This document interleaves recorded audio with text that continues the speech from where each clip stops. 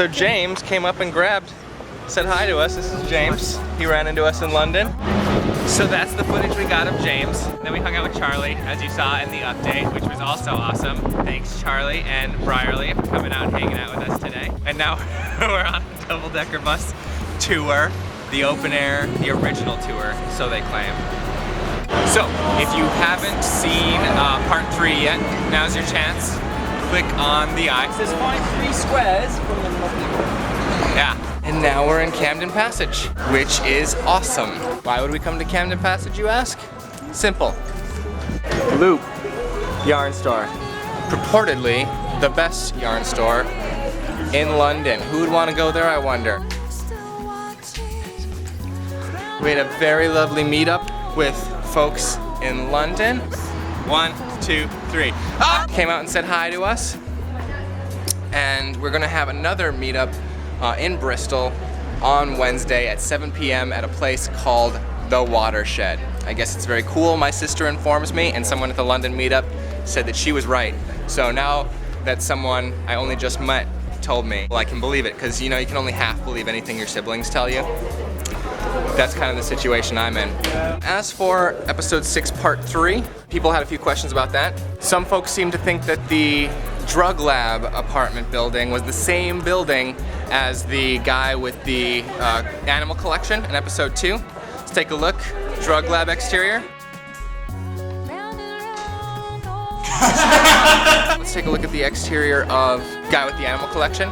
Very bad at ordering books. This must be what a Girl Scout feels like when she sells her first box of cookies. Take a look at them together. This must be what a Girl Scout feels like when she sells her first box of cookies. Still think they're the same? No. That's right. It takes us forever to find unique locations that we're not reusing. We found a new place. As for the drug lab location, sometimes you shoot things, like you let people ad-lib or whatever, that don't make it in the episode because it throws the pacing off or it just kind of derails whatever you're working on. Such was the case with the footage right here with the guys working in the drug lab. One was Chris, you know Chris. Sorry I didn't put the footage in there, I didn't bring it to England with me, of Chris getting shot. And the other one was this dude named John Crossthwaite. Also is our stunt supervisor and coordinator on episode 6. Very cool guy. Here's that. Yeah, so I stabbed him in the ass, that's what happened. Yeah. Action. Freeze! Drug lab. You get the rash checked, man. You don't want that to grow down your leg. Yeah, well, I know that now. Or yeah, you'll find out later. Drug lab. Don't move, spaceman.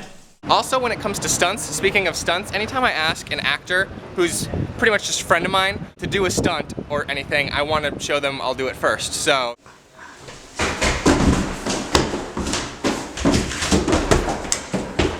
Yeah, perfect. That sort of thing. Yeah. And now we're in Bristol with my sister Emmy and her husband James. And they actually did the music that played over the beginning of this update. And this next clip is from the read-through, but it corresponds to the Damon and Carl conversation that you guys saw on Wednesday. And I thought it was cool seeing the read-through in the context of actually having watched the show. Damon sits at the kitchen counter. He pours himself a glass of wine. Carl enters carrying a tray with the remains of 2 dinners on it. What can I make you, boss? You know, I'm not even hungry. The spotty wants food constantly. What did you make for my wife tonight? Chicken fingers and summer vegetables. No dessert? I could make some dessert. You want some cookies? Stay tuned on Wednesday to see episode 6 part 4. And I will see you in a week. Unless you come to the Bristol gathering, then I will see you on Wednesday at 7 at the Watershed. Come on out. It was really a lot of fun. I didn't know what to expect. The London meetup was the first one that I've ever done, and it was just a lot of fun. So come on out. See you guys in a... Oh my God. What have I wandered into? How did I get here?